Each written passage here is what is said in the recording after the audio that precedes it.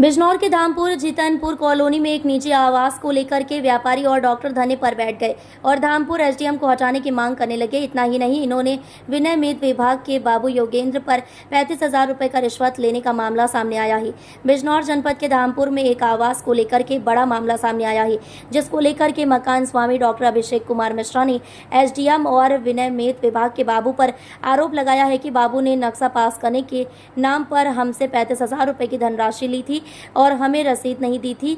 जब हमने रसीद को कहा तो उन्होंने इस बात को कहकर टाल दिया कि रसीद फाइल में लगा दी जाएगी और आप अपना मकान बना सकते हैं। मगर मकान का निर्माण पूरा होने के बाद कई सालों के बाद अब विभाग से नोटिस भेजा गया है बस्तीकरण का, जिसको लेकर के यह मामला तूल पकड़ता जा रहा है। डॉक्टर अभिषेक का कहना है कि अगर हमें इंसाफ नहीं मिला तो हम पैदल यात्रा लखनऊ तक मुख्यमंत्री के पास जाने का काम करेंगे और एसडीएम को दूसरे जिले में भिजवाने की मांग पर अड़े हुए हैं। डॉक्टर अभिषेक का यह भी कहना है कि मकान को रोकने के लिए 1.5 लाख रुपए की धनराशि की मांग कर रहे हैं। एसडीएम स्टाफ एसडीएम ऋतु रानी के मामले पहले भी इस तरह के आते रहे हैं। जमीनी विवाद को लेकर के मैडम पैसे लेने का काम करती हैं। आज तक ऐसी कोई कार्रवाई नहीं की गई जिसको लेकर के कोई बड़ी कार्रवाई की गई हो। क्या नाम है आपका? मैं डॉक्टर अभिषेक कुमार मिश्रा। मैं यहाँ धामपुर में जीतनपुर फ्रेंड्स कॉलोनी में अपना मकान बना के रह रहा हूँ पिछले 5 साल से।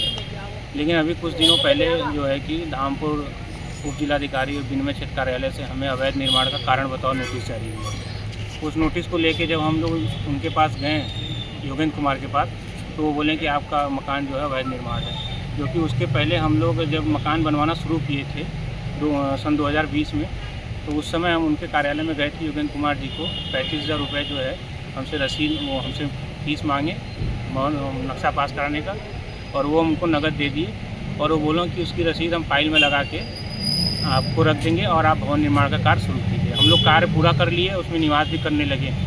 अभी तक ना जब बनवा रहे थे ना कोई उस समय आपत्ति थी और इतने दिनों तक कोई आपत्ति नहीं थी। लेकिन पिछले कुछ दिन पहले वो हमारे यहाँ आए कॉलोनी में और फिर नाप उप करने लगे। तो हम लोग पूछे क्या है, तो बोले कि आपका जो है ये भवन जो है अवैध निर्माण का हिस्सा हो गया। तो हम कहे कैसे? आप तो उस समय बोले कि हम तो रसीद लगा देंगे, पैसा लिए और रसीद भी हम लोगों को नहीं दिए। तो बोले कि अगर आप लोग 20-20 हज़ार रुपये की फिर डिमांड करने लगे। तो हम लोग उनसे कहें कि भाई अभी तो आपको पहले दिए थे नक्शा पास कराते समय, अब फिर मांग रहे हैं। तो वो कहें कि अगर नहीं देंगे तो हम आपका जो है ध्वस्तीकरण का। किन लोगों ने पैसे मांगे आपसे? योगेंद्र कुमार। ये कौन है? योगेंद्र कुमार विनिमय क्षेत्र कार्यालय ऑफिस में एसडीएम ऑफिस में बाबू हैं। तो मकान का नक्शा भी शुरू में वहीं पास करने के लिए पैसा लिए थे और बोले थे आप मकान बनवाइए। तो उन 5 सालों में और भी कुछ 6 साल, कोई 5 साल, कोई 4 साल से रह रहा है, कोई आपत्ति नहीं। अचानक फिर आपत्ति खड़ा कर दिए। फिर जो है कि हमें वो जो है आप लोग क्या चाह रहे हैं? हम लोग ये चाह रहे हैं कि जो योगेंद्र कुमार हम लोगों को परेशान कर रहे हैं और जो कॉलोनाइजर हम लोगों को भ्रमित किया कि आपकी कॉलोनी 143 में है, नक्शा दिखाया, पास है, सब कुछ है, तो हम लोग उसी विश्वास से बैनामा ले लिए और मकान बनवाने लगे। मकान बनवा के रहने लगे। इतने साल बीत जाने के बाद अचानक जो है कि अब जो है प्रशासन योगेंद्र कुमार जो है ध्वस्तीकरण का नोटिस भेज रहे हैं और फिर जब जा रहे हैं तो बोल रहे हैं कि अगर अब 2 लाख रुपए की डिमांड कर रहे हैं, कह रहे हैं कि मामला आपका बहुत गंभीर है और अगर आप अपने मामले में 2-2 लाख रुपये चाहिए, नहीं देंगे तो उसमें कुछ नहीं हो पाएगा, आपका मकान तोड़ दूंगा। तो उसी आज हम जो है कि हम लोग अपना लिखित ज्ञापन डीएम महोदय को देने आए हैं। क्या नाम है? मेरा नाम दयाशंकर राणा है। जितनपुर गांव पड़ता है धामपुर सर्किल में। वहां पर भू माफियाओं के खिलाफ हमने प्रार्थना पत्र माननीय मुख्यमंत्री जी को दिया गया था। उन भू माफियाओं के खिलाफ तो कोई कार्रवाई नहीं हो रही।